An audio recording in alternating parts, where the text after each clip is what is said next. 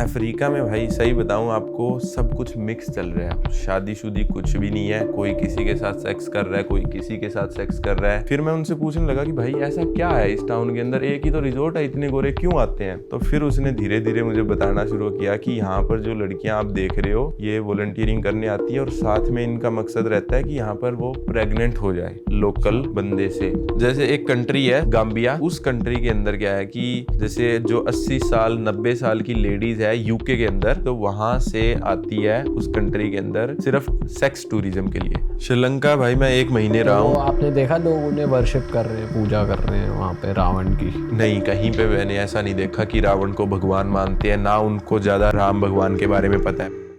तो दोस्तों स्वागत है एक और मजेदार एपिसोड में। आज का एपिसोड भी होने वाला है ट्रैवल थीम पे और आज हमारे साथ बात करने के लिए मौजूद है हर्ष सिद्धू भाई। ये एक ट्रैवलर हैं, हरियाणा से बिलोंग करते हैं, पर ये 28 कंट्री घूम चुके हैं और इन्होंने लगातार 1 साल अफ्रीका में बिताया है, जिसमें इन्होंने 16 कंट्रीज कवर करी। बहुत ही यूनिक बात है। आज अफ्रीका के बारे में तो जानेंगे, और भी कंट्रीज की बात होगी। तो सबसे पहले स्वागत है भाई आपका। स्वागत है भाई। थैंक यू भाई, थैंक यू। बड़े आप शांत मिजाज के हो और बहुत ही काम और कंपोज्ड पर्सनैलिटी है। अब देख के समझ आ रहा है कि आप कैसे अकेले घूम लेते हो, 1-1 साल अफ्रीका जैसी कंट्रीज में रह लेते हो। भाई पहले से ही ऐसे हो या आप वहाँ रह के सहम गए थोड़े? पहले ऐसा नहीं था भाई, मैं सही बताऊं 1 साल अफ्रीका में जब से मैं रहा हूं उसने मेरे को काफ़ी चेंज कर दिया। मैं पहले थोड़ा अग्रेसिव हुआ करता था, लेकिन अफ्रीका में रहकर आप मतलब इतनी ज़्यादा इरिटेशन होती है, आपको इतनी प्रॉब्लम होती है, तो आपको ऐसा हो जाता है कि आपका जो पेशेंस लेवल बढ़ जाता है और आपको हर चीज़ को एक्सेप्ट करना आ जाता है। आपको कोई फ़र्क नहीं पड़ता, कोई कुछ बोल रहा है, आपको कोई गाली निकाल रहा है, बस आपको ठीक है कि सुनते जाओ, क्या हुई होगा ज़्यादा से ज़्यादा। भाई जब बंदा ट्रैवल करता है ना तो वो थोड़ी रिसर्च करता है, यार मैं पहले इस कंट्री में जाऊंगा, फिर यहाँ जाऊंगा, यहाँ पे ये करूंगा। तो आपने ऐसी क्या रिसर्च करी जो आपको अफ्रीका में अट्रैक्ट कर लिया, आपने वो क्यों चूज किया? सही बताऊं भाई, जब मैं घर से निकला था ना, मैं मन बना के गया था कि मैं 30 मार्च को निकला था पिछले साल और तंजानिया गया था। मैं सबसे पहले मैंने सोच लिया था कि मैं कुछ भी हो जाए, चाहे मेरे को किसी कंट्री का वीज़ा ना मिले, चाहे मेरे को अफ्रीका में कहीं और जाना पड़े, मैं 1 साल रुकूंगा यहाँ पर पक्का। तो वही चीज़ मैंने फोकस की। मेरा बीच में ऐसा भी हुआ कि मैं निकलता हूँ यार, मैं बहुत ज़्यादा फ्रस्ट्रेट हो गया था, मेरा मन भी नहीं लग रहा था। फिर मैं दोबारा तंजानिया आया 6 महीने के बाद। वहाँ पर एक आइलैंड है जांजीबार, वहाँ पर मैंने 1-1.5 महीना बिताया, आराम से रिलैक्स किया और फिर दोबारा मैंने ट्रिप वहीं से कंटिन्यू की। तो भाई शुरू करते हैं, थोड़ा अफ्रीका को समझते हैं कि वहाँ पे आप जैसे 16 कंट्रीज गए, क्या कर रहे थे आप, क्यों गए वहाँ पर? बेसिकली भाई मेरे पास इतना ज़्यादा बजट नहीं था, मैं मतलब कि कोई अमीर घर से हूँ नहीं, तो मैंने सोचा कि मैं वॉलंटियरिंग वाला ऑप्शन लेता हूँ। एक वेबसाइट है वर्कअवे नाम की, तो उसमें क्या होता है कि आप होस्ट ढूंढ सकते हो जिन्हें थोड़े बहुत काम की ज़रूरत है, जैसे कि जिनकी कोई छोटी बड़ी ऑर्गेनाइजेशन है और वो उनको लोग चाहिए जो उनसे पैसे डिमांड ना करे, और वो आपको रहने और खाने की जगह दे देते हैं और उसके बदले आपको उनके लिए थोड़ा बहुत काम करना पड़ता है। तो लगभग मैंने हर कंट्री में अलग अलग टाइप के काम किए और बहुत ज़्यादा अलग अलग रिजॉर्ट रहते हैं वहाँ पर, उनके अंदर काम किया, जैसे कि गेस्ट को अटेंड करना रिजॉर्ट के अंदर, स्कूल में बच्चों को पढ़ाना। मोजाम्बिक के अंदर मैंने एक मैरीन सेंचुरी के अंदर काम किया। वहाँ पर मेरा काम होता था कि मेरे को स्कूबा किट पहनकर नीचे जाना है पानी के अंदर और वहाँ पर जो कोरल्स होती है उनको चेक करना, उनकी हेल्थ अच्छी है या नहीं है, वहाँ पर कौन सी टाइप की फ़िश आपको देखने को मिलेगी, तो वो मेरे को नोट करके उनको देना होता था। काफ़ी इंटरेस्टिंग काम मिल जाते हैं आपको और आपका कुछ भी खर्चा नहीं तो लगता जाने है। से पहले आपका डिसाइडेड था कि आपको ये काम करना है, वहाँ पे ऑलरेडी प्लान था सारा आपका आइटिनरी? हाँ, जैसे कि 2 कंट्री तंजानिया और मलावी का मेरा पहले से प्लान था।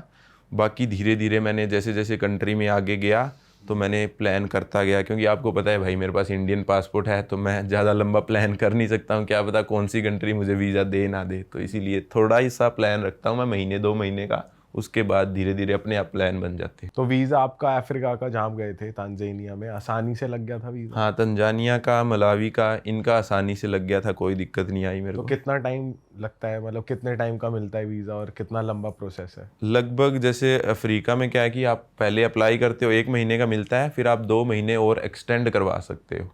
अच्छा, तो लगातार 1 साल रुकने के लिए फिर आपको वहीं उसी कंट्री से अगली कंट्री का वीज़ा अप्लाई करना पड़ता था। हाँ। ओके। तो भाई स्ट्रेट अप शुरू करते हैं। सबसे यूनिक चीज़ जो आपने किसी भी कंट्री में नोटिस करी हो, जो जैसे बीइंग एन इंडियन आपको पता ही नहीं था कि भाई दुनिया में ये भी चल रहा है, वो बताओ। मैं तंजानिया के बाद मैं गया मलावी में भाई, और मलावी में मैंने एक रिजॉर्ट के अंदर वॉलंटियरिंग करनी स्टार्ट की। और लेकिन उस रिजॉर्ट के अंदर जगह नहीं थी वॉलंटियरिंग के लिए, लेकिन वो कहते हैं अगर आप कहीं बाहर रुक जाओगे और फिर आप वॉलंटियरिंग कर सकते हो, हम आपको जगह प्रोवाइड नहीं करवा मतलब आपको रिजॉर्ट में रूम वूम नहीं देंगे रहने का, आप बाहर रहो और आके यहाँ काम कर लो। करो। मेरा काम था उनका सोशल मीडिया हैंडल करना, उनका रूम था। तो बाहर मेरे को एक बंदा मिला जो उसी के रिजॉर्ट के अंदर बार में काम करता था। तो उसने बोला कि हाँ भाई मेरे घर के अंदर एक रूम खाली है, तुम रेंट पे ले लो। और उसका रेंट कुछ भी नहीं था भाई, 1 महीने के अंदर मुझे सिर्फ $30 देने थे, 30 US डॉलर बस। $30 कितने हो गए? 2400 लगभग 2500 रुपये, 2400-2500 रुपये 1 महीने के। तो मैंने कहा सही है, डील है, अच्छी डील है, और मेरे को लोकल लोगों के साथ रहने को मिलेगा, एक्सपीरियंस मिलेगा।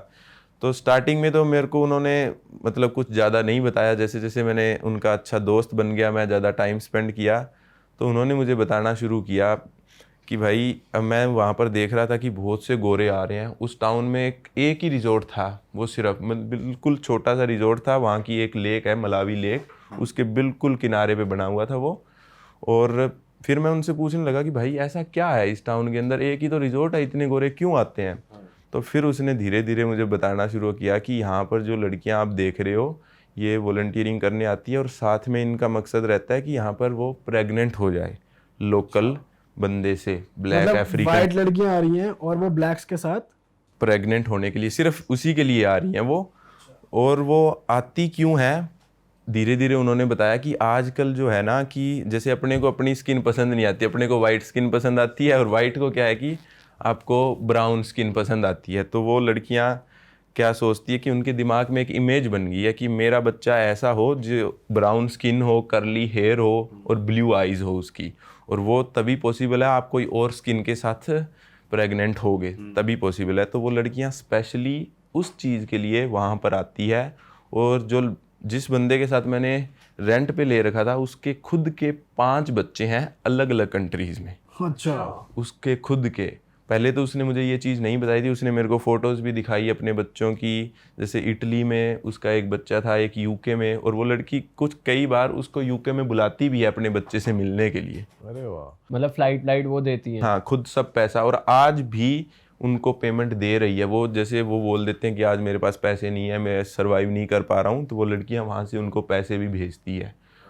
और जितने भी लड़के मेरे को उस टाउन में मिले, सब लड़कों के साथ कोई ना कोई लड़की प्रेग्नेंट थी, हर एक बंदे के साथ। तो कुछ ऐसा भी है कि उनके जीन्स कह लो बहुत ज्यादा तकड़े हैं वहाँ के अफ्रीका के लोग, जैसे होता है कि भाई मतलब वो वाला जो गांव है जहाँ आप गए थे वो ज्यादा और भी ज्यादा कुछ ऐसा था कि तगड़े थे?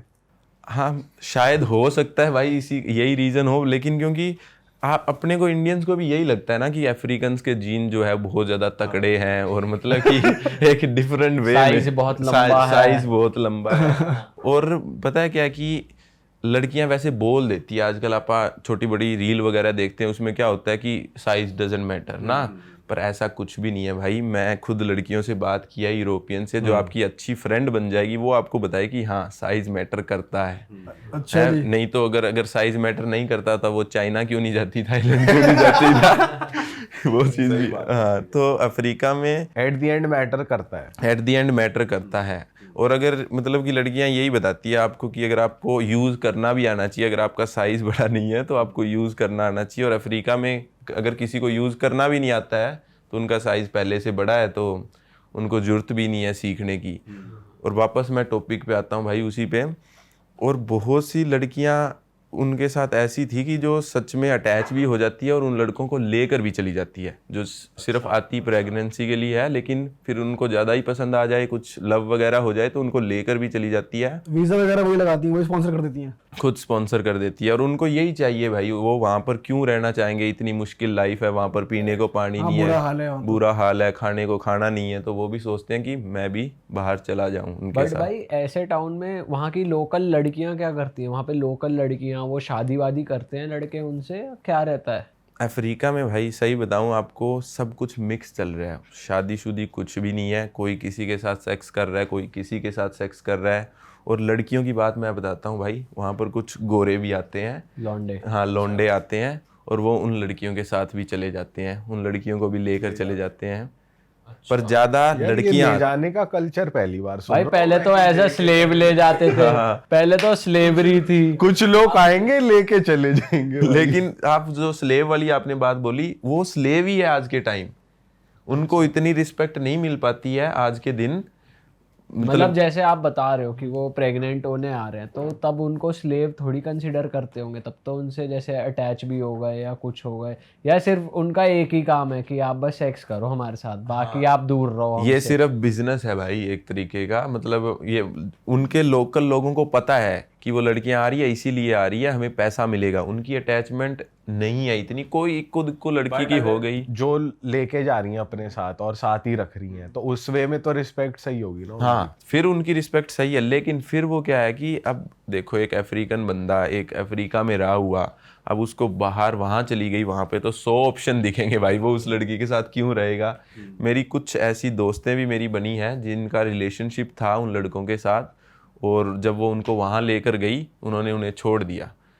मेरी खुद की अच्छी दोस्त है, मेरी आज भी उससे बात होती है, इटली की वो लड़की है, वो खुद बताती है मुझे कि मेरा अच्छा रिलेशन था, वो जब मैं यहाँ थी मेरे साथ अच्छा बिहेव करता था, बहुत अच्छे से मेरे साथ रहता था, लेकिन जब मैं वहाँ उसको लेके गई ये टोटली चेंज हो गया। वहां जाकर खुल गया वो, खुल गया, मतलब और ऑप्शन मिल ऑप्शन गए। मिल गया उसे। भाई लड़के हर जगह सेम ही तो है, देख। हाँ हाँ, सही बताऊं, लड़के हर जगह सेम है भाई। कोई भी कंट्री में आप चले जाओ, आपको ऐसा लगता है कि अलग होंगे, वहाँ यूरोपियन ऐसे कल्चर में बड़े हुए हैं, ऐसा कुछ नहीं है भाई, लगभग सारे। बट भाई वहाँ पर ये कुछ चीज, ये आपने कि ये जो पर्टिकुलर स्टेट बताया वहीं पे हो रहा है ना ये चीज की लड़कियां वहाँ पे आ रही हैं। वहाँ पे आ रही है। हर जगह थोड़ी, साउथ अफ्रीका में, अफ्रीका में ये सब चल रहा है, हर स्टेट में थोड़ी हो रहा है। हाँ मतलब कि मैं तंजानिया में भी गया हूँ। तंजानिया में जो जांजीबार आइलैंड है वो बहुत ज़्यादा सुंदर है। वहाँ पर वो तो शायद पार्टी आइलैंड है। हाँ पार्टी आइलैंड है एक तरीके से, ज़्यादातर लोग वहाँ पर पार्टी करने ही जाते हैं। वहाँ की बीच वगैरह बहुत सुंदर है। तो वहाँ पर मैंने ये नोटिस किया कि ये काम चल रहा है, लेकिन प्रेगनेंसी वाली बातें मैंने इतनी ज़्यादा नहीं सुनी, क्योंकि उस आइलैंड पे भी मैं 1 महीना रुका हूँ, खुद रुका हूँ। और ये जो लड़की आती हैं, ये मतलब टॉप नॉच अमीर लड़कियां हैं वहाँ की, बाहर की, या फिर नॉर्मल घरेलू लड़कियां हैं कि भाई ज्यादा मिडिल क्लास है थोड़ी, ऐसा कुछ? सही बताऊँ मिडिल क्लास होंगी वो लड़कियां, क्योंकि मेरे को कोई ज़्यादा अमीर लड़कियां मिली नहीं। और वैसे भी आप गोरे में आप इतना पता नहीं लगा सकते हो कौन ज़्यादा अमीर है और कौन गरीब है, क्योंकि अगर कोई यंग लड़की है ना तो उनके पेरेंट्स तो उनको पैसे देते नहीं है। हो सकता है कि उनकी फैमिली अमीर हो, लेकिन उनको खुद ही सर्वाइव करने के लिए खुद ही कमाना पड़ेगा। तो ऐसा कुछ पता नहीं लगा सकते कि अच्छे घर से है या बेकार घर से है। हाँ पता नहीं लगा सकते। भाई जैसे आपकी फ्रेंड ने बताया आपको कि भाई साइज मैटर करता है, और क्या क्या चीजें बता रखी, क्या थिंकिंग होती है लड़कियों की, और इंडियंस को लेके क्या सोचती हैं, थोड़ा बताओ यार सही बताऊँ ना, अब इंडियंस के बारे में उन्होंने मेरे को काफ़ी चीज़ें बताई। कि पहली बात तो गोरे क्या सोचते हैं इंडियंस के बारे में, ये सोचते हैं कि इंडियंस बहुत बुरे स्मेल मारते हैं, बहुत ज़्यादा गंदी भाई ये स्मेल। तो आपने ये बहुत सुना है, ये तो जितनी भी कंट्रीज में हम घूमे हैं ये तो सुनने को मिल जाता है हाँ कि इंडियंस की, ये जितने भी हम ट्रैवलर से मिले वो यही कहते हैं कि भाई एक इंडियंस पर्टिकुलर स्मेल है। हाँ, इंडियंस की एक पर्टिकुलर स्मेल है और वो आती रहती है हर इंडियंस के अंदर, और यही ज़्यादातर सुनने को मिलता है। और जो है इंडियन खाने के बारे में वो बड़ा मजाक बनाते हैं भाई। अच्छा। सही बताऊं, बड़ा उनको टेस्टी लगता है, लेकिन उनको ये पता है कि अगर हम इंडियन खाना आज खा रहे हैं ना तो तभी हम खाते हैं कि कल हम फ्री हैं, क्योंकि कल हम टॉयलेट पे ही बैठे रहेंगे इंडियन खाना खा के। अच्छा। क्योंकि अपन मसाले वगैरह ज़्यादा यूज़ करते हैं ना, तो इस वो उनको आदत नहीं होती है इतने मसाले वगैरह खाने की, इसलिए। और क्या सोचते हैं, मतलब हैंडसम लगते हो ना इंडियन, या ऐसी भाई कि भाई या तो गोरा ही चाहिए या सिर्फ बिल्कुल काला ही चाहिए, ऐसा कुछ है?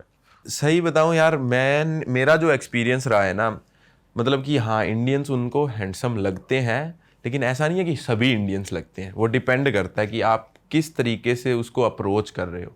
सबसे ज़्यादा लड़की पे यही इम्पेक्ट करता है कि आपका फर्स्ट स्टेप क्या है। और मैंने जो नोटिस किया है कि लड़कियों को यार सही बताऊं पता चल जाता है कि आपके वाइब से, आपके बिहेवियर से, आप किस तरह उसके साथ पेश आ रहे हो, आपकी नज़रें कहाँ हैं, ठीक है, उनसे उनको पता चल जाता है। तो लड़की पहले ही समझ जाती है।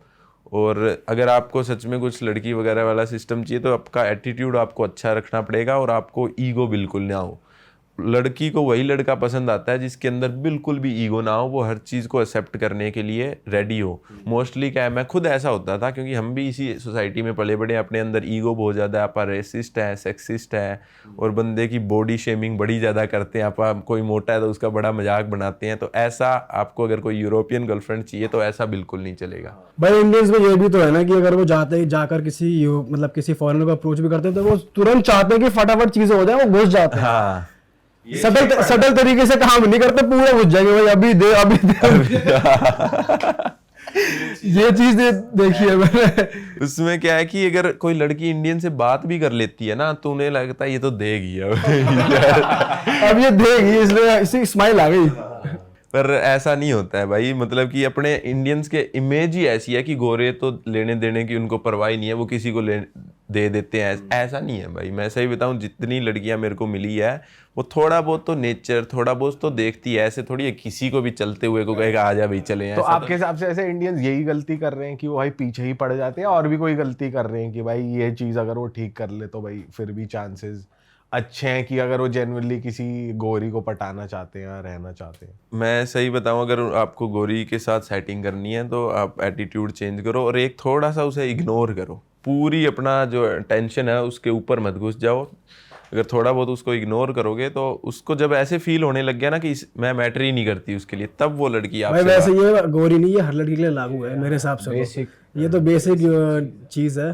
पूछ का बाल भी नहीं बनना चाहिए। हाँ, ये सही बात भाई है। कमिंग बैक टू अफ्रीका, और थोड़ी यूनिक बातें बताओ, जैसे आपने ये वाली बताई, और कैसी गरीबी देखी आपने, क्या हो रहा था वहाँ, क्या माहौल था, लोकल लोग क्या सोचते हैं, कैसी दिनचर्या रहती है वहाँ, रूटीन क्या है? सही बताऊं भाई, मैं लगभग आपने जैसे बताया 16 कंट्रीज़ में मैंने विज़िट किया है, वेस्ट अफ्रीका की और ईस्ट अफ्रीका की।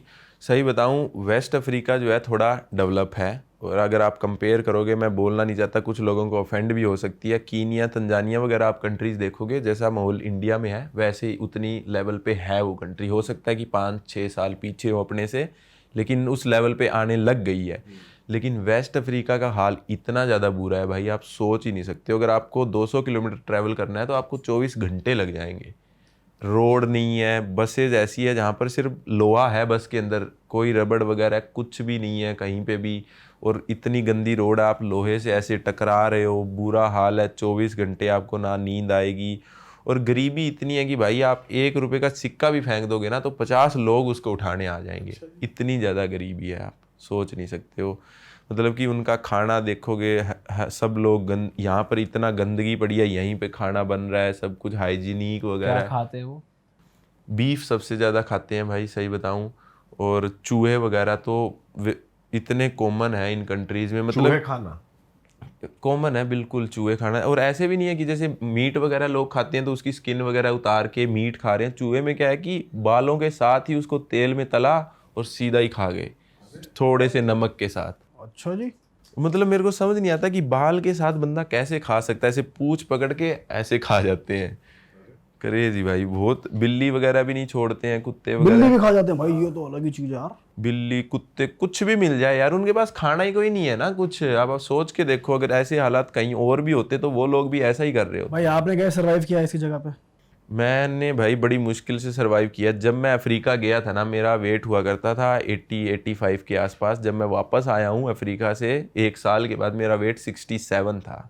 20 किलो कम हो गया। हाँ, 20 किलो वेट। और उसमें क्या है कि मैं सिर्फ चिप्स, वो अफ्रीका में बोलते हैं फ्रेंच फ्राइज़ को, तो वो मैं चिप्स खा के सरवाइव किया है यार मैंने, क्योंकि और कोई ऑप्शन ही नहीं था। सिर्फ आलू जो ऐसी चीज़ है आपको मिल सकती थी, या फिर कोई खीरा वगैरह खा लिया, कुछ वेजिटेबल खा ली। प्रोटीन वगैरह के लिए तो मैं अंडे खाना पड़ता था मेरे को, वैसे मैं वेजिटेरियन हूँ तो अंडे भी नहीं खाता था मैं, लेकिन खाने पड़ते थे वहाँ थोड़े बहुत प्रोटीन के लिए। तो भाई जैसे वहाँ पे इतनी गरीबी है और वहाँ लोकल लोग के पास खाने को नहीं है, और आप उन्हें दिखते हो, तो वो आप पे लूट पाट और ऐसी कोशिश नहीं करते कि भाई पैसा निकालो जेब से, या थ्रेटन करना, या आपके बैग में कुछ है चुरा लेना? ऐसा नहीं होता था?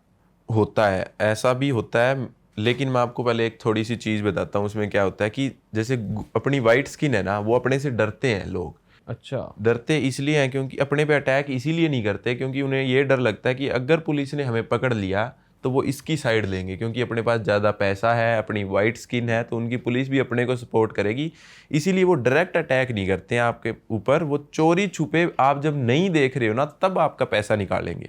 अच्छा। और मेरे साथ ऐसा हुआ था, मैंने आपको मलावी में बताया, मैं जिस बंदे के साथ रेंट पे रह रहा था, जिसकी 5 गर्लफ्रेंड है या फिर जो भी मान लो, उस बंदे को मैंने खुद ने देखा है कि वो मेरे बैग से पैसे निकाल रहा था, और मैंने उसको देख भी लिया, फिर भी बोलता कि नहीं मैंने नहीं निकाले, मतलब देख लिया है मैंने उसको। और एक बार नहीं, 2 बारी 3 बारी देखा है मैंने उसको। डीट होते हैं वैसे वो। हाँ, कोई फर्क नहीं पड़ता भाई। अगर आप ये बोलोगे ना उनको कि ये ले 50 रुपए और अपनी पैंट उतार दे भरी पब्लिक के अंदर, वो उतार देंगे, कोई फर्क नहीं पड़ता। उनके लिए इज्जत नाम की कोई चीज ही नहीं है। मतलब मैं आपको मलावी की स्टोरी बताता हूँ। मेरे साथ 2 लड़कियां थी, एक बेल्जियम की थी, एक नीदरलैंड की थी। वो मेरी अच्छी दोस्त है आज भी। तो मैं उनके साथ एक उसी टाउन के अंदर एक बार था, एक ही बार, गंदा सा, मतलब उसमें सब लोग दारू पी के भंड हुए पड़े हैं, किसी को होश ही नहीं है। उस बार में मैं जाता था, तो उस बार में क्या होता था कि हम 3 ही गोरे हैं सिर्फ, और कोई है ही नहीं गोरा, सब लोकल लोग हैं। तो वो लाइन बना लेते थे, सबको लड़कियों पे ट्राई मारनी है। अब मैं उनके बीच में फंस जाता था कि मेरे पे कोई क्यों ट्राई मारेगा भाई, सब लड़के। तो वो सबसे पहले मेरे साथ दोस्ती करने की कोशिश करते थे, फिर उन लड़कियों पे लाइन मारते थे। अच्छा, लाइन बना ली उन्होंने, क्यों से जाएंगे भाई 15-20 लड़के मुझे दिख रहे हैं, लाइन बना रखी है, मैं उन लड़कियों को भी दिख रहे हैं वो।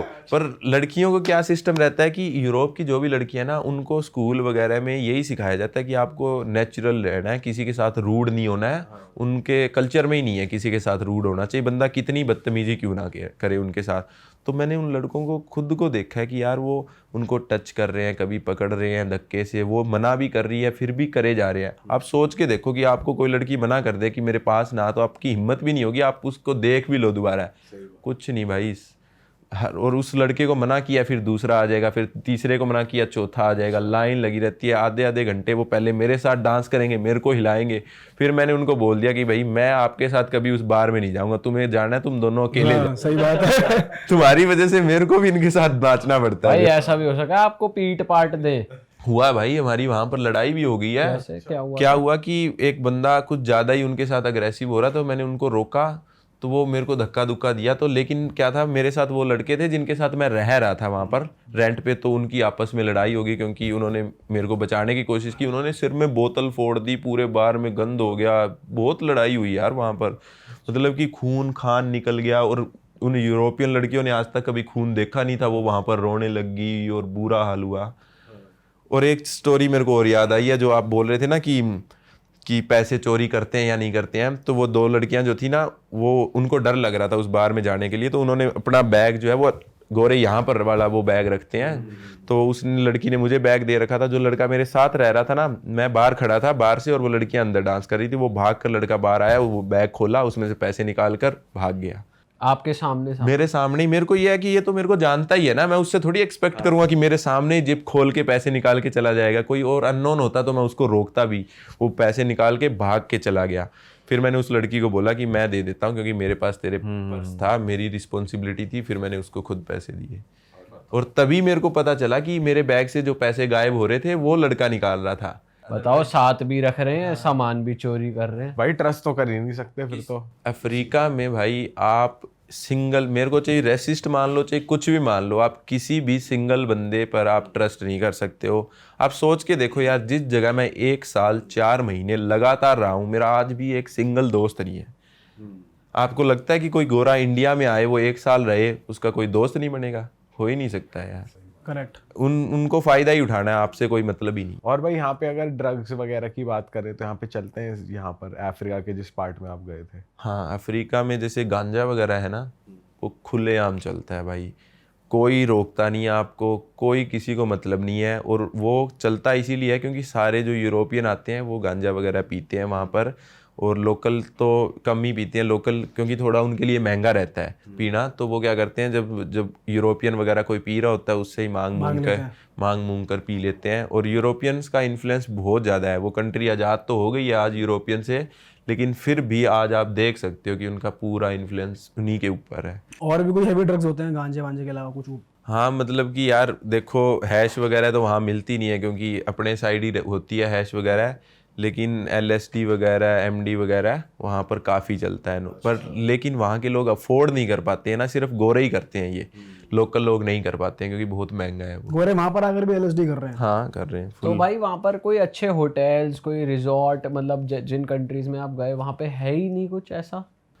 है ऐसा, लेकिन उन रिजॉर्ट के अंदर आपको वही दिखेंगे जो बड़े मतलब कि जिनकी एज ज़्यादा है गोरों की, क्योंकि 40-45 साल 50 साल ओल्ड एज है, क्योंकि वही अफोर्ड कर पाते हैं। आपको ऐसा लगता होगा कि अफ्रीका गरीब सा देश है, बहुत ज़्यादा चीप होगा। मेरा मानना ये है कि यूरोप से भी ज़्यादा महंगा है अफ्रीका। अच्छा, आप सोच के देखो, वेस्ट अफ्रीका में कुछ कंट्रीज ऐसी है जहाँ कंट्रीज के नाम बताना भाई। जैसे गिनी बिसाऊ हो गया, सेनेगल हो गया, गाम्बिया हो गया। इन कंट्रीज में मैं और अनस भाई साथ में ही थे, तो हमने $100 का होटल लिया जिसके अंदर इलेक्ट्रिसिटी नहीं है, वाईफाई नहीं है। $100 का पर नाइट? हाँ पर नाइट्स, लगभग 8,500 रुपए का होटल। 8,500 में दिल्ली में 5 स्टार होटल मिल जाएगा। हाँ JW मैरियट में आपको रूम मिल जाएगा $100 के अंदर, वहां पर नहीं भाई। और उसमें बिजली भी नहीं है और वाईफाई भी नहीं है।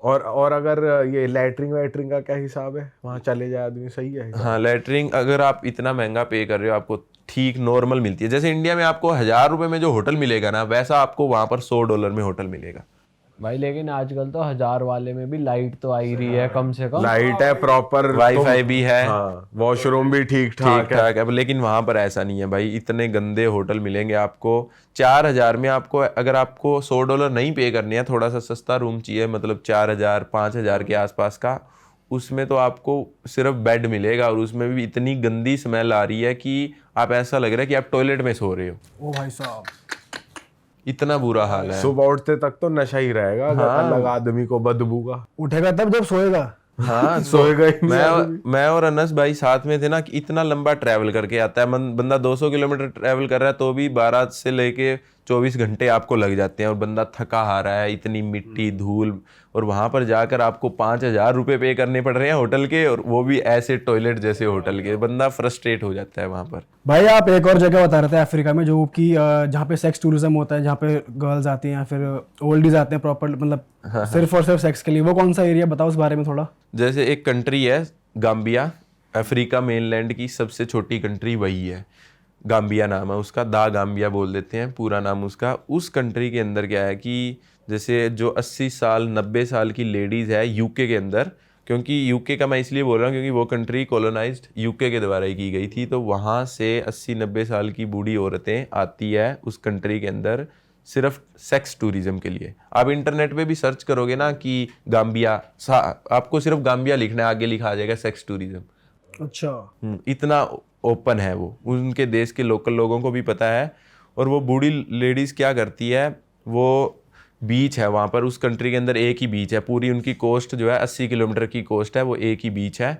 उस बीच पे अच्छे अच्छे महंगे रिजॉर्ट बने हुए हैं, क्योंकि उनको पता है कि गोरे आते हैं यहाँ पर, और जो रिटायर गोरे हैं, गोरियां हैं रिटायर्ड, उनके पास तो बहुत ज़्यादा पैसा होता है, जो यंग गोरियां होती है उनसे तो बहुत महंगे महंगे रिजॉर्ट बने हुए हैं। तो वो क्या करती है, बीच पे जो सन बात कर रही होती है, और उनके सामने जो ब्लैक अफ्रीकन है वो जैसे तकड़े अपनी पुशअप वगैरह मार रहे होते हैं, ताकि अपना शो ऑफ करते हैं कि किस में ज़्यादा स्टेमिना है। फिर वो लेडीज़, बूढ़ी औरत को जो पसंद आता है उसको वो ले जाती है, और नॉर्मली कुछ दिन के लिए क्या करती है कि एक आधे हफ्ते के लिए उसी रिजॉर्ट में उनको रखती है, खूब पैसा देती है उनको, वो खुश रहते हैं। और अगर उनको ज़्यादा ही पसंद आ जाए तो उनको वो है अपनी कंट्री में ले जाती है। अब उनको प्रेग्नेंट वगैरह तो कुछ है नहीं, उनको सिर्फ मज़े लेने हैं, ठीक है, उनको सिर्फ सेक्स करना है। अगर मैं डायरेक्टली 70-80 साल की बुढ़िया है भाई, यही हो भाई उनमें भी थोड़ा क्या, मैं तो ये सोच रहा हूँ हद होगी यार। हाँ यही चीज़, उनका मन नहीं भरा मोह माया से, उनका मन नहीं भर रहा भाई यार, ये तो सोचने वाली बात है भाई बहुत। अगर आप जाओगे ना वहाँ, आपको ऐसा लगेगा कि मार्केट है एक। अच्छा जी, मतलब कि ये मतलब जैसे बुढ़ियाओं का थाईलैंड बना रखा है वहाँ। जैसे सब्जी मंडी नहीं होती कि ये वाली सब्जी बड़ी अच्छी लग रही है, ये वाला अफ्रीकन बड़ा अच्छा है। अफ्रीकन वहां पर भी परफॉर्म कर रहे हैं, जैसे वहां बार में लाइन लगा दी, यहाँ नाच रहे हैं। साउथ अफ्रीका का टैलेंट चल रहा है यहाँ पे, कौन सा इसको भी किया जाएगा। हाँ मतलब कि सच में यार, मैंने देखा है कि जो ज्यादा एक्सरसाइज वगैरह कर रहा है, जो ज्यादा पुशअप वगैरह लगा रहा है, उसको वो लेडीज लेके जाती अच्छा, है। मतलब ये लोग बात तो कर नहीं सकते, इंग्लिश आती नहीं होगी इतनी, तो ये बस ये ऐसे शो करते हैं कि भाई अपनी स्ट्रेंथ, या बात भी कर नहीं, गाम्बिया यूके से कॉलोनाइज्ड है ना, तो उनकी मेन लैंग्वेज ही इंग्लिश ही है, ऑफिशियल लैंग्वेज इंग्लिश है, तो उनको कम्युनिकेशन में कोई दिक्कत ही नहीं आती है ना। तो अब अगर मान लो थोड़ा सा मैं और एलेबरेट करता हूँ इसको, क्या है कि वो लड़कियाँ उस ब्लैक अफ्रीकन को ले जाती है अपनी कंट्री में, यूके में ले गई, क्या होता है कि उसको और भी लड़कियाँ दिखेगी वहाँ की जो लोकल गोरियाँ हैं, और वो यंग गोरियाँ होगी, और वो क्यों एक बूढ़ी के साथ रहना पसंद करेगा। और जो जैसे कि आपने बोला कि वो गोरियाँ भी तो ब्लैक अट्रैक्ट होगी उससे, तो फिर क्या होता है कि वो बाहर निकलना शुरू करते हैं, तो वो और लड़की के साथ उनकी बातें होने लग जाती है, उनके साथ सेटिंग हो जाती है उनकी, और वो बूढ़ी औरत को छोड़ देते हैं। और ये चीज़ क्या है कि उनको पसंद नहीं आई, बूढ़ी औरत को नहीं पसंद, उनको हजम नहीं हुआ, मुझे छोड़ के चला गया, मैं लेकर आया। हाँ मैं लेकर आई, मैंने उसको स्पॉन्सर किया। तो फिर क्या होता है कि भाई उन्होंने क्या किया, जैसे बूढ़ी औरतों ने उनको अंदर लॉक करना शुरू कर दिया। अच्छा जी, मतलब इसमें भी स्लेवरी चालू कर दी कि तू एक ही काम के लिए आया वही कर। हाँ, मतलब कि तू मेरे लिए आया तो तुझे मेरे लिए रहना पड़ेगा, क्योंकि मैं तेरे पे पैसे स्पेंड कर रही हूँ। और वो उनको अंदर, मतलब कि कुछ तो ऐसी मैंने स्टोरी सुनी है, जो मेरा टैक्सी ड्राइवर था ना, उसने मुझे ये बात बताई कि कुछ तो लेडीज ऐसी है, उनको बांध कर रखती है घर के अंदर, अच्छा, लॉक करके, और अंदर बांध के भी रखती है, क्या पता ये तोड़ तोड़ के कुछ भाग ना जाए। बताओ, ऐसा सिस्टम रहता है। और उस कंट्री के अंदर ज़्यादा बूढ़ी औरतें आती है, बूढ़े मतलब बंदे नहीं आते हैं, लेकिन फिर भी कुछ आते हैं। और कुछ आते हैं वो क्या करते हैं कि जो 16 साल की 17 साल की यंग लड़कियां हैं, उनको अपने देश में लेकर जाते हैं। अच्छा, उसी देश से मेल्स जो हैं, हाँ, मेल जो वाइट पर्सन है, वो जो ब्लैक छोटी लड़कियां हैं उनको अपनी कंट्रीज में लेकर जाते हैं। और उनके जो ब्लैक अफ्रीकन जो लड़की है, उसकी फैमिली भी उन्हें कुछ नहीं बोलती है, क्योंकि उनको पता है कि ये इतना सारा पैसा दे रहा है जो कि हम सारी जिंदगी नहीं कमा पाएंगे, तो वो उनके पेरेंट्स भी उन्हें कुछ भी नहीं बोलते हैं इन चीज़ों के लिए। बताओ। और इस केस में ऐसी बातें भी होती है कि वो बीच में आके विजिट भी करेगी, बस वो ले गए तो ले ही गए। वो खुद भी नहीं आना चाहती ना। अच्छा, उनको ऐसा है कि हमें पैसा मिल रहा है, और उनको पेरेंट्स को फर्क ही नहीं पड़ता है। जितना अपने इंडियंस में और चाइनीज जो है अपनी फैमिली से अटैच रहते हैं ना, उतना पूरी दुनिया में कोई भी अटैच नहीं रहता है, सही बताऊं। और मतलब अफ्रीका में तो कुछ है ही नहीं, मतलब एक इंसान के पता नहीं कितनी औरतों के साथ बच्चे हैं, उनको पता भी नहीं होता है, ऐसा चल रहा है अफ्रीका के अंदर। अरे भाई साहब, सबकी शक्लें भी सेम सी होंगी। हाँ, मतलब अपने लिए तो ऐसा लगता है कि सेम ही है, उनके लिए तो नहीं है। लेकिन मेरे लिए सबसे क्रेजी यही था कि उस कंट्री के बारे में किसी ने नहीं सुना होगा इंडिया में, लेकिन आप वहाँ जाते हो तो बीच पे मतलब मार्केट लगी हुई है। किस चीज की मार्केट? यही वाली। और करतब चल रहे हैं, करतब चल रहा है। करतब चल रहा है। आपको वहां पर कोई भी गोरी दिखेगी, बूढ़ी अकेली दिखेगी नहीं, समझ जाओ किस लिए आई है ये वहाँ लेके जाएगी। हाँ, मतलब कि सबको पता है। और यहाँ तक कि उनकी जो बीच है ना, उन पे बच्चे छोटे जो यंग अफ्रीकन बच्चे हैं 15-16 साल के, वो अलाउड भी नहीं है, क्योंकि उनका इतना ज़्यादा इन्फ्लुएंस है, इतना पैसा जो यूके से वहाँ पर आ रहा है कि वो छोटे बच्चों को वहाँ खेलने के लिए भी लोकल लोगों को आने ही नहीं देते हैं। सिर्फ जिसने ये काम करना है वही अलाउड है उन बीच के ऊपर। हमें तो रोक नहीं सकते थे, आप क्योंकि क्या कर रहे थे वहाँ पे उस कंट्री में पर्टिकुलरली? भाई आपका भी चल रहा था कि ले भाई ले भाई चेप। कभी भाई सपाटे मार रहे हैं वहाँ, सपाटे क्या चल पता मुझे भी ले जाए। भाई वहाँ हरियाणवी वो दिखा रहे हैं अपने देसी कुश्ती के, 2 दाव पेच और सपाटे चल रहे हैं, पुशअप चल रहे हैं, रस्सी चल रही है। भाई ने लटका दिए, वही मलखम चालू कर दिया अल्लाह। नहीं भाई ऐसा कुछ नहीं। बादाम का रगड़ा भी वहीं चल रहा है। नहीं भाई ऐसा कुछ नहीं था। मैं और अनस भाई दोनों ही थे। मैं आपको बताया ना कि मेरे को जगह देखने में इतना शौक नहीं है, क्योंकि मैं अब इतना ट्रैवल करने के बाद आपको एक टाइम पे ऐसा लगता है कि जगह सुंदर लगना बंद हो जाती है।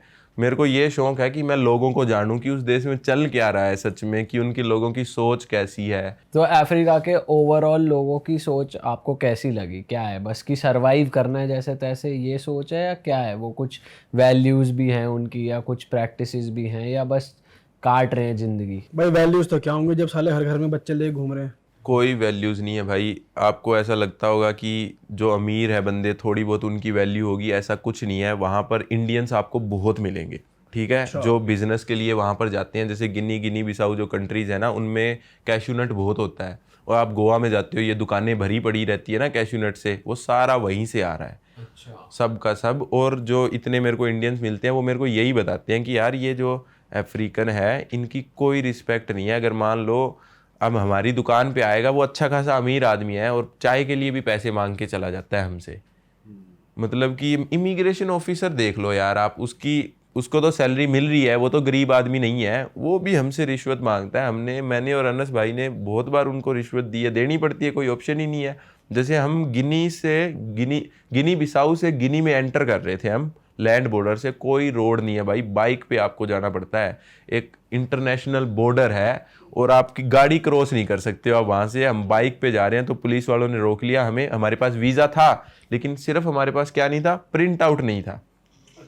सिर्फ वीज़ा का प्रिंट आउट नहीं था, और प्रिंट आउट की उनको जरूरत भी नहीं होती भाई, वो अपने सिस्टम में चेक कर सकते हैं कि आपके पास वीज़ा है या नहीं। और वैसे भी हमने फ़ोन में उनको दिखा दिया, लेकिन कहते हैं नहीं आपको प्रिंट आउट चाहिए, वैसे तो ज़रूरत नहीं है, पर उनको रिश्वत लेनी है। और रात के 8 बज चुके हैं, बिल्कुल अंधेरा हो चुका है, और जो पास का सबसे पास में टाउन है वो 2 घंटे दूर है। 2 घंटे आपको जाने में लगेंगे, 2 घंटे आने में लगेंगे प्रिंट आउट करवाने के लिए। तो उनको ऑप्शन मिल गया कि भाई इनसे रिश्वत ले सकते हैं। उस बंदे ने $50 हमसे रिश्वत ली। $50 उसकी सैलरी महीने की नहीं होगी, सोच के देखो आप। 4,000 वहाँ डॉलर्स ही चलते हैं। नहीं, हर लगभग अलग अलग देश की अलग अलग करेंसी है।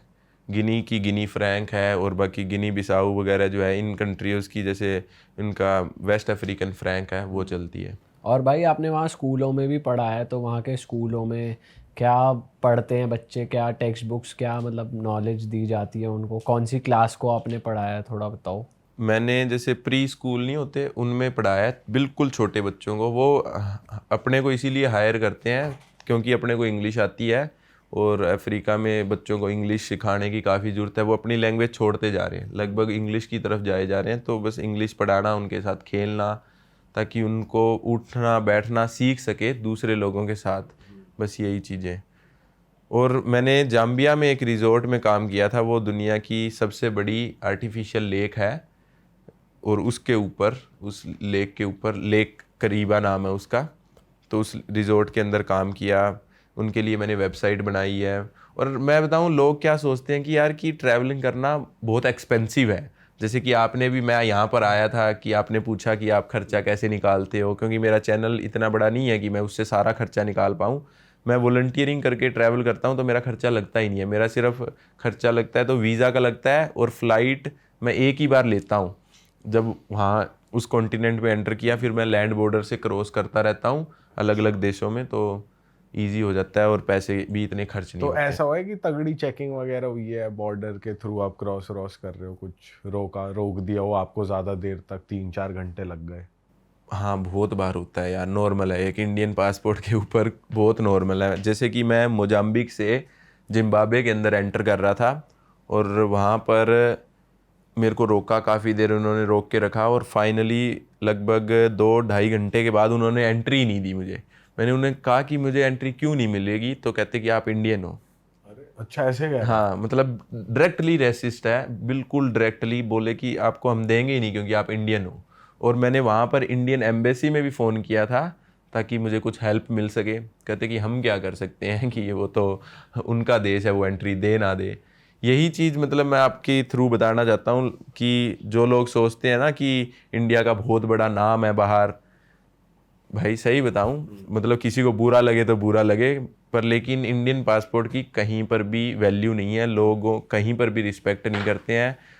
और मतलब कि मैंने आपको वो स्टोरी बता रही, जैसे मैं थाईलैंड से कंबोडिया जा रहा था, तो वहाँ पर मैं थाईलैंड से जब कंबोडिया जा रहा था तो क्या हुआ कि मेरे को उन्होंने रोक लिया, कहते कि आप ट्रैवल नहीं कर सकते हो क्योंकि आपके पास रिटर्न टिकट नहीं है। लेकिन मैंने बोला कि मैं लैंड बॉर्डर से वियतनाम जाऊँगा तो मुझे रिटर्न टिकट की ज़रूरत ही नहीं है, मैं अगली कंट्री में जा रहा हूँ।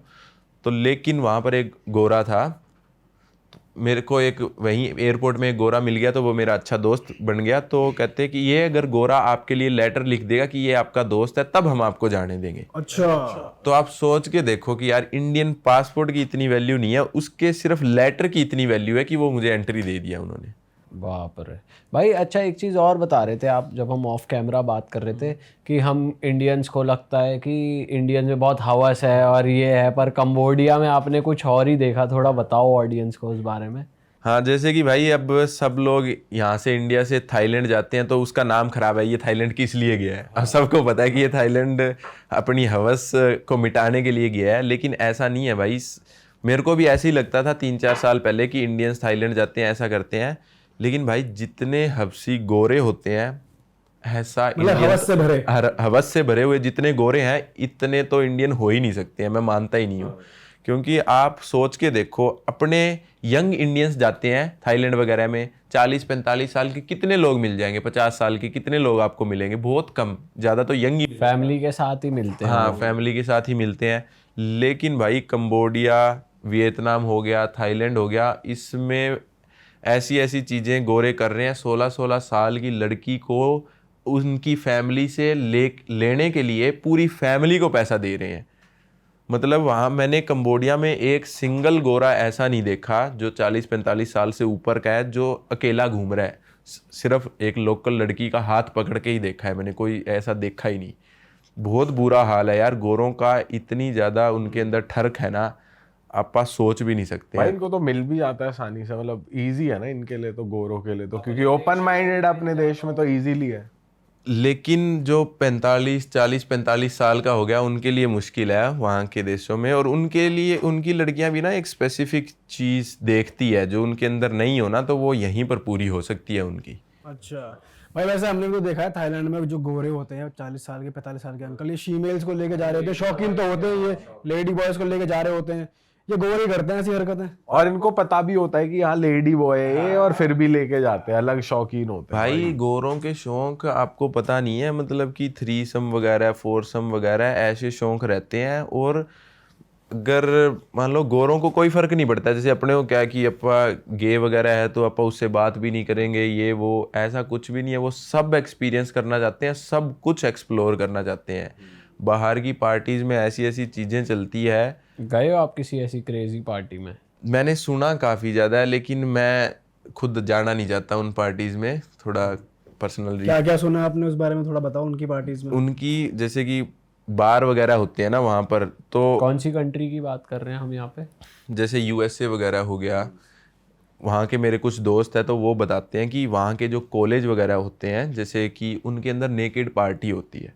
मतलब कॉलेज के अंदर उसमें कोई भी बंदा जहाँ जो जा रहा है, फ़ोन वगैरह आपके अलाउड नहीं होते हैं। सब इंसान जो भी उसमें पार्टी में एंटर करेगा बिल्कुल नंगा होगा, एक कपड़ा भी नहीं होगा उसके स्किन पे। और वो सब यंगस्टर्स है 20-22 साल के, कॉलेज में पढ़ने वाले। बताओ, ऐसी ऐसी नॉर्मल पार्टी होती है, उनके लिए कुछ भी नहीं है ये। आम बात है, नंगे बैठे। हाँ, नंगे। अपने लिए इंडियंस के लिए इतनी बड़ी बात है कि आप शर्टलेस भी बाहर जाएंगे तो थोड़ी शर्म आने लग जाती है, लेकिन वहां पर ऐसा कुछ भी नहीं है भाई, उनको बिल्कुल फर्क ही नहीं पड़ता। तभी तो गोरे आते हैं बिकनी में, नॉर्मल घूमते रहते हैं। अपने इंडियंस गोवा में उनको घूरते रहते हैं, लेकिन उनको फर्क ही नहीं पड़ता है। इसीलिए नहीं पड़ता इंडियंस के घूरने से भी वैसे अंग्रेजों को प्रॉब्लम है कि इंडियंस घूरते बहुत है। हाँ, ये मतलब हर कोई ये बोलता ही है कि पता नहीं क्यों ये है भी गलत है वैसे, घूरना है गलत, लेकिन मैं इंडियंस को गलत नहीं बोलता हूँ इस चीज़ में। पता है क्यों? क्योंकि कुछ लोग तो गंदी नज़र से देखते हैं, लेकिन कुछ लोग ऐसे देखते हैं उनको क्योंकि उनके लिए एक नया प्राणी है वो, जिसने आज तक किसी को गोरे को देखा ही नहीं है। तो मैं भी उसी तरीके से देखूंगा। अगर आप जैसे आप बाहर घूमे हुए हैं, अपने ने बहुत गोरे देखे हैं, तो अपने लिए नॉर्मल है। जैसे कि क्या हुआ, अभी मैंने आप भैया को बताया था कि मैं मेरी कज़न की शादी से आ रहा हूँ, तो मेरी कज़न की शादी में मैंने 2 गोरों को बुलाया हुआ था। मेरे अच्छे दोस्त है वो, अभी दिल्ली में ही है वो, तो उनको बुलाया हुआ था। तो सब फैमिली देख रही है, उनसे फ़ोटो खिंचवा रही है, हेलो हाय कर रही है सब, मतलब कि क्रेजी माहौल था। कोई वेडिंग सेलिब्रिटी आ गया है भाई चलो, लेकिन ये चीज तो अलग हो गई ना, एक गोरा लड़का आया है कोई देसी एक वेडिंग में, बट अगर कोई लड़की बिकनी में, कोई गोरी है, कोई इंडियन उसको देख रहा है, बेशक वो उसकी ब्यूटी नहीं हार रहा है, लेकिन गोरी को लगेगा ये ठरक से देख रहा है मुझे, ये चीज गलत है, जो कि जायज है। ये वाली बात आ जाती है। हाँ, वो चीज़ तो गलत है भाई। थोड़ी साउथ अमेरिकन कंट्रीज की बात करते हैं। अफ्रीका की तो हमने कर ली, साउथ अमेरिका कैसा है? जो आप 2-3 कंट्रीज गए हो, वहाँ पे क्या एक्सपीरियंस रहा? वहाँ पे क्या करा आपने? कुछ काम कर रहे थे वहाँ पे भी? नहीं, साउथ अमेरिका में मैं सिर्फ ट्रैवल करने गया था। ये मेरी ट्रैवलिंग की स्टार्टिंग की बात है। मैं एक्वाडोर गया हूँ और एल साल्वाडोर, ग्वाटेमाला गया हूँ। मेरे को साउथ अमेरिका बहुत पसंद आया और मैं दोबारा जाना भी चाहूँगा, लेकिन पासपोर्ट की वजह से मुश्किल होता है और कुछ तो दूर भी बहुत है। लेकिन साउथ अमेरिका के लोग बड़े अच्छे लगे भाई मेरे को, बड़े अच्छे लोग हैं। और वहाँ की जो पार्टी होती है, अच्छा, आप भाई सैटरडे को आपका दिल चाहे कोई भी टाउन में चले जाओ, तो छोटा हो बड़ा हो, वहाँ की पार्टी आपको क्रेजी मिलेगी। आप कह रहे हो वहाँ कोई भी मना नहीं कर रही है, ऐसा कुछ सीन है? ऐसा है सीन भाई वहाँ पर। मतलब कि उनके लिए अपा फॉरनर है, जैसे कि अपने देश में कोई फॉरनर आया, अपने को अटेंशन मिल रही है ना, वैसी अटेंशन आप अपने को मिलती है उनके देश के अंदर। तो आप सोच के देखो भाई, तो वहाँ इंडियंस को इज्जत मिलती है उसे उन देशों में, साउथ अमेरिका के अंदर इंडियंस को काफी इज्जत मिलती है। लेकिन आज के दिन क्या है, थोड़ा खराब होने लग गया, क्योंकि उनको पता चल गया कि इंडियंस यहाँ आ रहे हैं, वो डोंकी लगाने के लिए आ रहे हैं। लेकिन अगर आप छोटी कंट्रीज के अंदर जाओगे, जैसे कोलंबिया वगैरह, एक्वाडोर, पेरू वगैरह कंट्रीज के अंदर जाओगे, चिले वगैरह के अंदर जाओगे, तो उनके अंदर लोगों को नहीं पता है ऐसा। तो लोग भाई बहुत रिस्पेक्ट करते हैं इंडियंस की। आज भी मैं 2 साल पहले गया था उन कंट्रीज के अंदर, और आज भी लोग मैसेज वगैरह करते हैं मुझे। और लड़कियों की मैं अगर आपको बात बताऊं, आप बार में चले जाओ, कोई भी बार में आपको फ्री में ड्रिंक्स मिलेगी, फ्री में लड़कियां आपके साथ फोटो खिंचवाएगी। मतलब कि आप एंट्री लोगे ना तो आपका माहौल ही बदल जाएगा। फ्री में ड्रिंक्स दे देते हैं, खुद लड़कियां खुद देती है आपको। मतलब कि उनके कल्चर में ये है ना कि वो सब फॉरेनर को एक तरीके से देखती है। और भाई अगर आप उनसे ढंग से थोड़ी बात करोगे तो आपकी साथ जो मर्जी कर लो आप, फिर मना नहीं करेगी वो भाई। लेकिन लैंग्वेज बैरियर भी तो होता होगा ना वहाँ पे। हाँ है, लेकिन जैसे जो लड़कियां बड़ी सिटीज से आती है, कैपिटल वगैरह से आती है, वो इंग्लिश बोल रही हैं, उनको इंग्लिश आती है, क्योंकि सब कंट्रीज में आजकल यार इंग्लिश को प्रेफरेंस देने लग गए हैं लोग। पर वहाँ पे भाई हमने सुना है कि जैसे पार्टीज वगैरह बढ़िया होती है और इसी आड़ में वो स्कैम्स भी ज्यादा करते हैं। तो ऐसा कुछ है वहाँ की और ज्यादा बढ़ गया है स्कैम? सही बताऊं यार, जैसे स्कैम वगैरह तो नहीं बोलूंगा, वहां पर ये डर रहता है कि आपका कोई फोन छीन कर ले जाएगा, आपको कोई मुक्के वगैरह मार कर पैसे छीन के ले जाएगा। साउथ अमेरिका में ये प्रॉब्लम है, आपको कोई चाकू दिखाकर आपके पैसे छीन लेगा।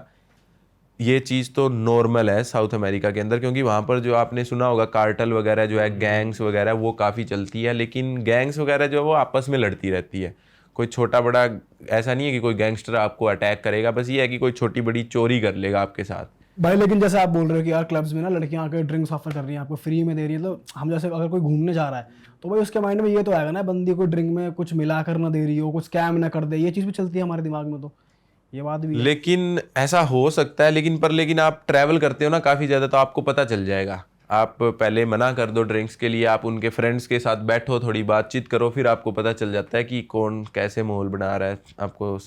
वैसे सही बताऊं यार, वहाँ के बार में कोई बेवकूफ़ी की हरकत करता ही नहीं है कोई भी। मतलब थाईलैंड वगैरह में क्या होता है कि लोग घूरे जा रहे हैं साइड में खड़े होके लड़कियों को, कोई मतलब उनके दिमाग में कुछ और चल रहा है। वहाँ पर कुछ ऐसा चलता ही नहीं है, क्योंकि लड़कियाँ खुद आपके पास आ रही है, आपके दिमाग में ही नहीं आता है ऐसी चीज़ें। वो खुद ही स्टार्ट कर देगी, आपको करने की जरूरत ही नहीं पड़ेगी। जैसे यहाँ पर इंडियन क्या करते हैं कि घूरते हैं, उनके दिमाग में वो चलता है कि मैं वो कर लूँ, ये दे देगी मेरे को। उनके दिमाग में ये चलता है कि ये दे दे मुझे। अच्छा जी, आपको स्टेप पहले और लेने वहाँ की लड़कियां सुंदर हैं ज्यादा, ऐसा है भाई, सुंदर तो है। और वहां पर क्या है कि जैसे ट्वर्क वगैरह है ना, वो बहुत नॉर्मल है। ट्वर्क वगैरह मतलब आप खड़े हो तो डांस मूव्स अलग लेवल के होते हैं। हाँ भाई, कसम से आप स्टेज पे जाओ, लड़कियां खुद आपके साथ ट्वर्क करने लग जाती है। अब बंदे को मतलब कि क्या है कि थोड़ा शांति रखनी पड़ती है वहां पर। रुक जा भी, रुक जा, आपको उसको रोकना पड़ता है, वो नहीं रुकती है फिर भी। लड़की से रहा नहीं जा लड़की रहा। आतंकी हो रही है। हाँ, वहाँ साउथ अमेरिका में आप किसी से भी पूछोगे, आप जो भी घूमने गया है वो ऐसा ही रहता है वहाँ पर सीन। वैसे छोड़ दिए मैंने पार्टी वगैरह। मैं जब 2-2.5 साल पहले गया हूँ साउथ अमेरिका में, तब ऐसी पार्टीज वगैरह मैं काफ़ी किया करता था, क्योंकि नया नया शौक होता है कि आपको भी एक्सपीरियंस करना है, देखना है। अब तो ये है कि नॉर्मल हो गया यार, कि ठीक है यार। ये हो जाता है कि एक टाइम बाद आप पार्टी कर लेते हो ना, तो कि भाई अब थोड़ा ब्रेक चाहिए पार्टियों से, अब नॉर्मली घूम। हाँ भाई आपने श्रीलंका में भी ट्रैवल किया है, तो आप बता रहे थे यार श्रीलंका में इंडियंस को ज़्यादा इज्जत मिलती है, और अगर पार्टीज़ की बात की ज़्यादा हैपनिंग है एज कम्पेयर टू थाईलैंड वाईलैंड। तो मैं उस बारे में जानना हूँ, कहाँ पर गए थे आप श्रीलंका में, थोड़ा बताओ। श्रीलंका भाई मैं 1 महीने रहा हूँ, और मैंने नॉर्थ से लेके बिल्कुल साउथ तक पूरे अच्छे से ट्रैवल किया है श्रीलंका के अंदर। और श्रीलंका मेरे को बहुत अच्छी कंट्री लगी। वाइट सैंड बीचेस मिलेगी आपको, और एक छोटी सी कंट्री है, और ज़्यादा लोग जानते नहीं है इंडिया में। पता है कि श्रीलंका कंट्री है, लेकिन टूरिज्म वगैरह के बारे में नहीं जानते हैं। भाई आप गलियों में जाओगे श्रीलंका की, तो आपको गोरे ही गोरे दिखेंगे, लोकल लोग ही नहीं दिखेंगे। इतने ज़्यादा लोग वहाँ पर ट्रैवल करने आते हैं, आप सोच ही नहीं सकते हो। सारी इकोनॉमी उसी से तो चल रही है उनकी। अच्छा, सारी की सारी इकोनॉमी। और अगर आपको पार्टी वगैरह बढ़िया बीच पार्टीज वगैरह चाहिए, जैसे फीफी आइलैंड पे होती है थाईलैंड के अंदर, वैसी आपको साउथ कोस्ट पे मिलेगी।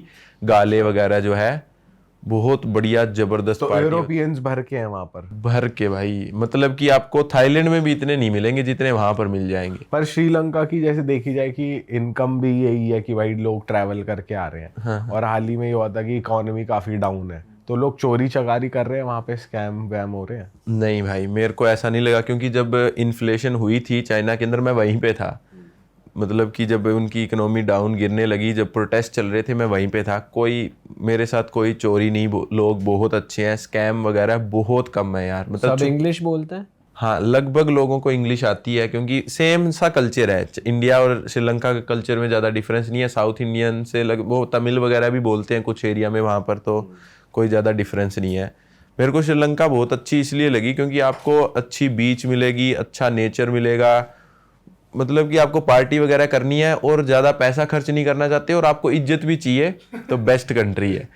वहां पे आपने वो भी देखे कुछ, जैसे कहते हैं रावण के टेम्पल और वो सब है? सब है वहां पर, लेकिन वो जैसा आपने देखा जो जली हुई, कहते हैं वहां पे ऐसा जला हुआ सॉयल दिखता है कि जैसे सोने की लंका जब जली होगी तो बहुत ज्यादा बर्न्ट वो महल वहल के कुछ रिमेन्स हैं और ऐसी चीजें हैं। नहीं, ऐसा कुछ भी नहीं दिखा। जहाँ पर जैसे अपने ने जो रामायण सुनी है जिसमें कि रावण उठा कर लेके चले गए थे सीता को, जिस टेम्पल में रखा था, वो टेम्पल आज भी वहाँ पर है, बिल्कुल नदी के किनारे। मैं वहाँ पर गया था।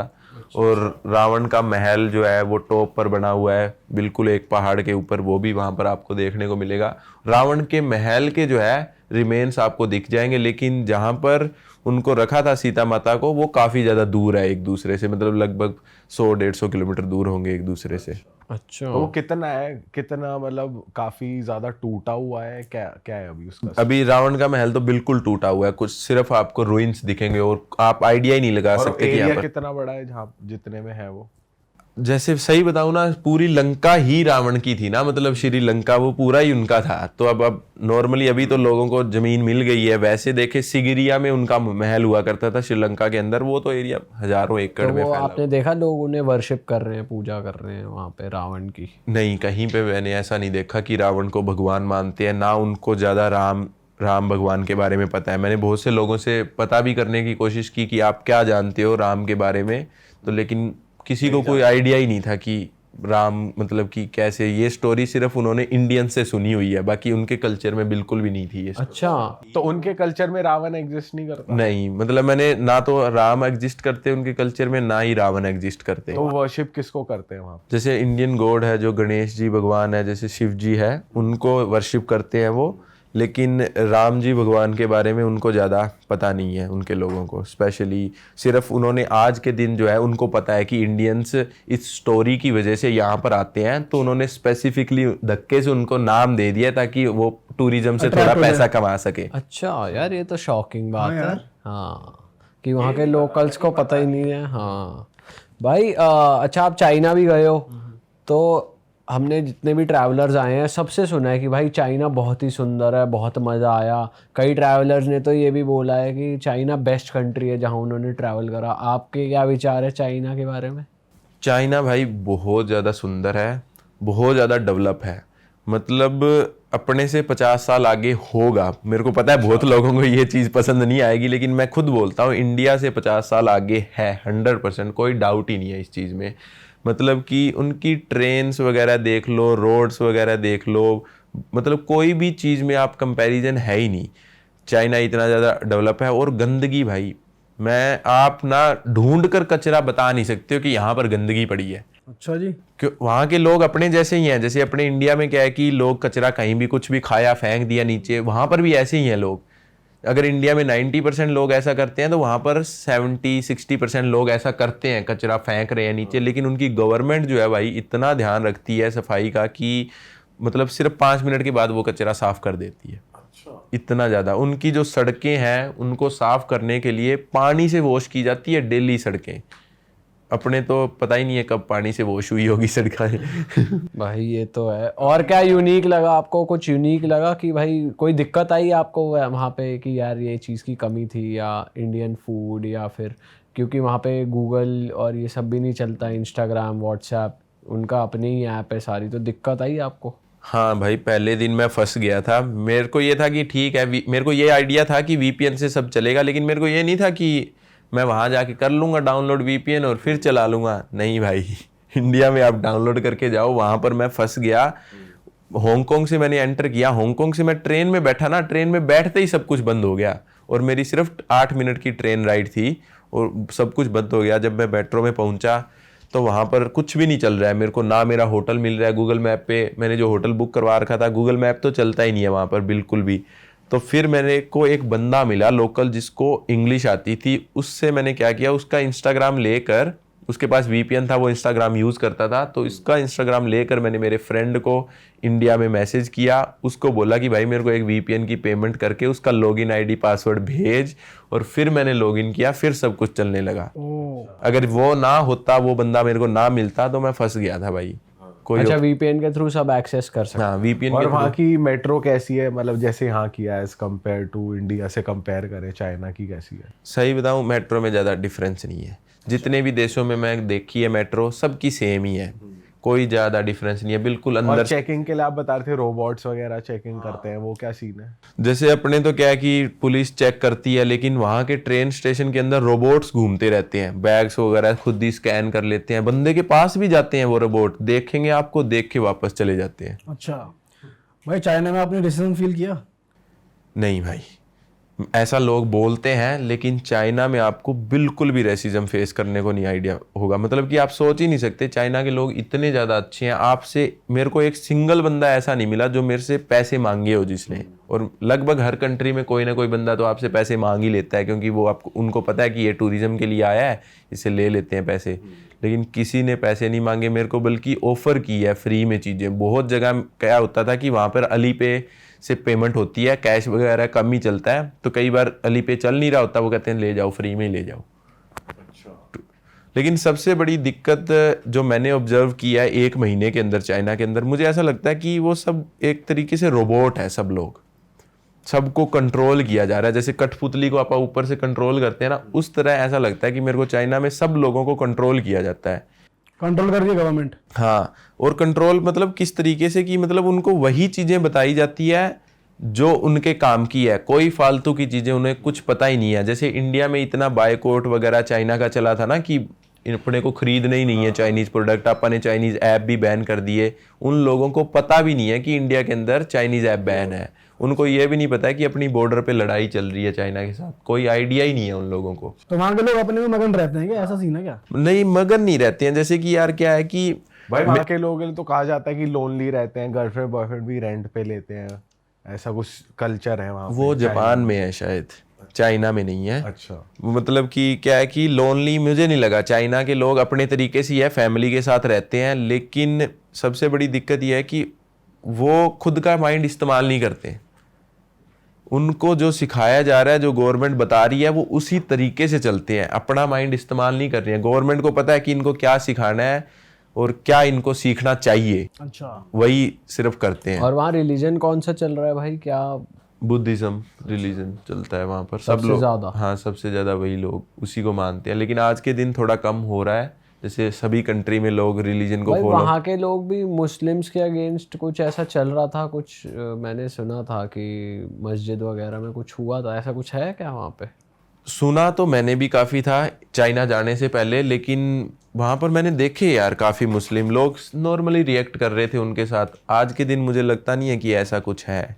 और इंडियंस को लेके कैसे हैं उनकी थिंकिंग वगैरह? भाई इंडियंस के साथ तो इतना खुश होते हैं, आपको ऐसा एक्टर वाली फीलिंग आती है, क्योंकि सब लोग फोटोज ले रहे हैं आपके साथ, जहाँ भी जा रहे हैं। मेरे से WeChat मांग रहे हैं कि आपका नंबर दो WeChat पे, सब लोग। हाँ, लड़कियां पूछ रही हैं? हाँ, लड़कियां खुद आती है आपके पास, बोलती है कि आपका WeChat दे दो, यू लुक सो हैंडसम। सब लड़कियां ये बोलती है। उनके क्या है कि दाढ़ी नहीं होती है। बहुत से लोग मैंने ऐसे देखे मेरे साथ फोटो खिंचाते हैं, फिर मेरी दाढ़ी टच करके जाते हैं। हाँ। भाई चाइना में कोई ऐसी जगह बताओ जो थोड़ी सी फेमस हो, जहाँ पर आप गए हो, जो मतलब सीनिक हो, या वहाँ की अट्रैक्शंस, या फिर और वहाँ का पार्टी कल्चर कैसा है, कुछ बताओ। चाइना में पार्टी कल्चर नहीं है भाई। लोग वो है ना, पार्टी जो करते हैं वो जैसे बैठते हैं दारू पी रहे हैं अपने दोस्तों के साथ, कोई डांस वगैरह का कल्चर नहीं है वहाँ पर, कोई डांस वगैरह नहीं करता है, सिर्फ बैठते हैं दारू पीते हैं, यही पार्टी। दारू पी के तो नाच निकलता ही निकलता है यार, वो लोग डांस ही नहीं करते। बिल्कुल ही नहीं करते। और भाई आपा सोचते हैं ना कि इंडियंस इतनी दारू पीते हैं, ऐसा कुछ नहीं है। चाइनीज बहुत रज के पीते रज के और नाचेंगे पीते नहीं, बिल्कुल भी जो निकालते कहाँ फिर। मतलब वहाँ बीजिंग वगैरह में तो क्लबिंग होगी जो बड़ी सिटीज हैं। हाँ होगी, पर लेकिन इतनी ज़्यादा पॉपुलर नहीं है। क्योंकि मेरे को वहाँ पर एक फ्रांस की लड़की मिली थी शंघाई के अंदर, शंघाई के अंदर वो लड़की पिछले 1.5 साल से वहीं रह रही है।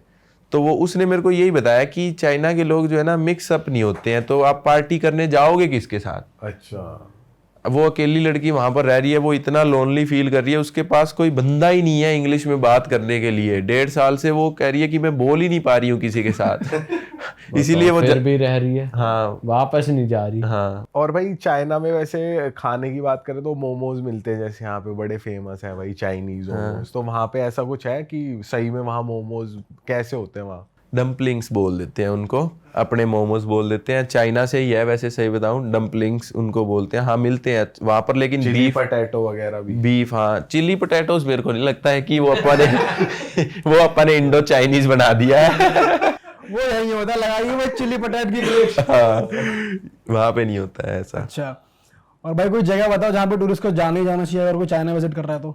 सही बताऊं भाई, चाइना के गांव विजिट करो आप, मतलब आपको ऐसा लगेगा कि आप मूवी देख रहे हो एक। वो भी एडवांस है अपने आप में, हाँ मतलब कि एडवांस टेक्नोलॉजी वाइज सब टेक्नोलॉजी भाई। वहां पर ना आप बूढ़े को देख लो, यंग को देख लो, आप सोच के देखो यार 12-13 साल का बच्चा स्मार्टफोन रखता है वहां पर, और उससे जो छोटा है ना वो स्मार्ट वॉच रखता है। अच्छा जी। अपने तो टेक्नोलॉजी बहुत लेट है, अभी तो टाइम लगेगा, लेकिन वहां पर सब चीज वो अपना टेक्नोलॉजी। पुराना कल्चर फॉलो करते हैं, जैसे कि कहते हैं कि भाई समुराय वगैरह वहीं पे होते हैं। और आपने वो चीज़ देखी कि ट्रेनिंग वगैरह चल रही हो कहीं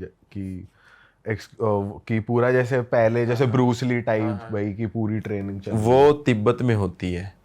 वैसे तिब्बत आज के दिन तो चाइना के अंडर आता है, लेकिन पहले अलग कंट्री हुआ करती थी। वो सारा कल्चर वहीं का है, तिब्बत का ही। अच्छा, चाइना में ऐसा और जगह पे ऐसा नहीं होता है। ऑल राइट भाई, मज़ा आ गया आपके साथ बात करके। और ट्रैवलिंग तो हमारा भी फेवरेट जॉनरा है, कितनी बात करते रहो कम है। तो मैं जनता से कहूँगा भाई आप हमारे भाई के चैनल को सब्सक्राइब कर लें, यहाँ पर चैनल का गोल बटन आ रहा होगा और डिस्क्रिप्शन में भी लिंक है। जितनी भी हमने बात करी उसकी वीडियोस आपको भाई के चैनल पे देखने को मिलेगी। और अगर आपको इस पॉडकास्ट में मज़ा आया तो इसको शेयर ज़रूर करें। अगर आप कहीं घूमने जाने का प्लान बना रहे हैं, जिन दोस्तों के साथ प्लान बना रहे हैं उनको ये वीडियो भेज दें। और बस हम मिलेंगे आपसे नए पॉडकास्ट में। टिल देन कमेंट करके बताइए आपको ये पॉडकास्ट कैसा लगा। और बस यार मिलते हैं आपसे, ध्यान रखो अपना, बाय बाय, टेक केयर, घूमते फिरते रहो, मज़े करते रहो। आप कुछ कहना चाहते हो भाई जाते जाते? थैंक यू सो मच भाई मेरे को यहाँ पर बुलाने के लिए, मेरे को बड़ा अच्छा लगा आप सबसे बात करके। That's it. अरे भाई हमको भी मौज आ गई भाई आपसे बात करके, अब जो हमें कहानियां सुनी है मजा आ गया। चलो दोस्तों मिलते हैं आपसे, bye bye, take care, see you, Tata.